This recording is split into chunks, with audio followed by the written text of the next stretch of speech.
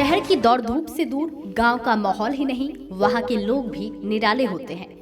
भौतिक सुखों की कमी से जूझ रहे ये लोग अक्सर ऐसे मिसाल पेश कर जाते हैं, वैसा शहरों में रहने और अपने को संभ्रांत कहने वाले लोग सोच भी नहीं पाते हैं। इसलिए तो राष्ट्रपिता महात्मा गांधी जी कहा करते थे कि भारत की आत्मा गांव में बसती है।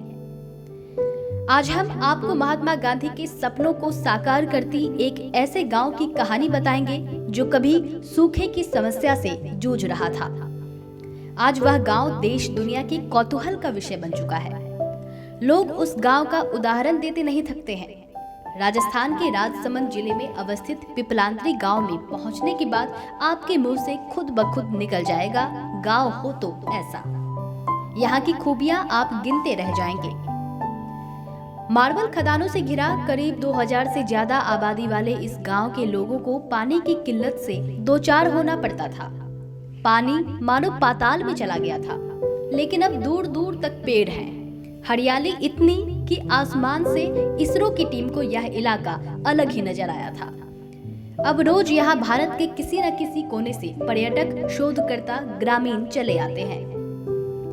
इतना ही नहीं, कई विदेशी भी यहाँ डेरा डाले नजर आते हैं। आज इस गांव में हर हाथ को काम है और हर बेटी के लिए एक एफडी यानी फिक्स डिपॉजिट।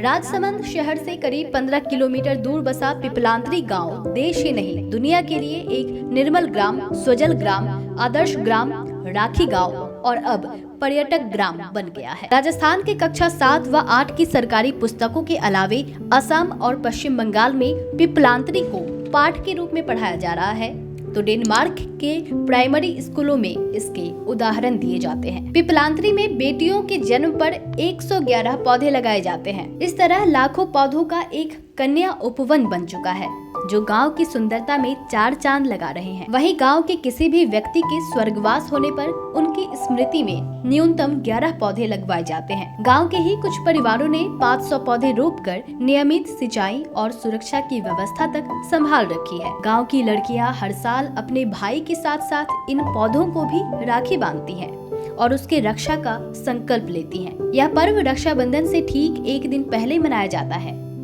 इस गांव में स्वजल धारा योजना में हर घर में जन सहयोग से पेयजल उपलब्ध करवाया जा रहा है। इससे सरकारी बजट पर कोई बोझ नहीं पड़ता। गांव में रात्रिकालीन रोशनी की व्यवस्था भी ग्रामीणों ने खुद ही की है। यहाँ गली मोहल्लों में लोगों ने खुद के बिजली खर्च से स्ट्रीट लाइट्स लगवा रखी हैं। गांव में इस अमूलचूल बदलाव का श्रेय जाता है 2005 में पहली बार सरपंच बने श्याम सुंदर पालीवाल को। सरपंच बनने के बाद उन्होंने जो सबसे पहला काम किया वो था गांव की हजारों एकड़ सरकारी जमीन को कब्जे से मुक्त करवाना और उस पर पेड़ लगवाना। इसके लिए उन्होंने पिपलांत्री जल ग्रहण समिति बनाई। दरअसल 2005 में गांव के एक युवा श्याम सुंदर पालीवाल गांव के सरपंच चुने गए। पालीवाल ने पानी की समस्या का सामना कर रहे गांव को उससे उबारने की ठान ली। सरकार द्वारा चलाए गए मुख्यमंत्री जल स्वावलंबन अभियान जो जनसहभागी तौर सरकार ने मिलकर चलाया है, मैं मानता हूं हमारे गांव के लिए वरदान साबित हुआ है।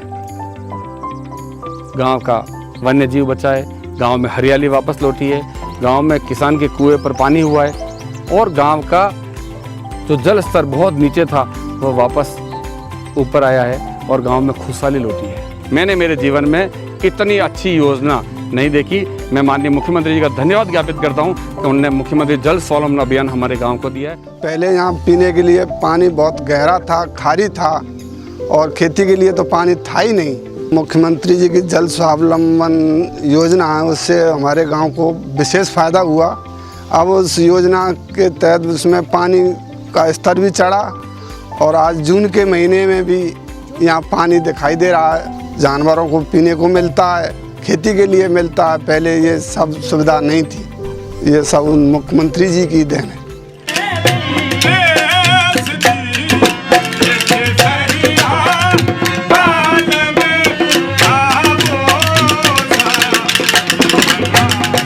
मौजूदा समय में इस गांव में हजारों आंवले के पेड़ लगे हैं।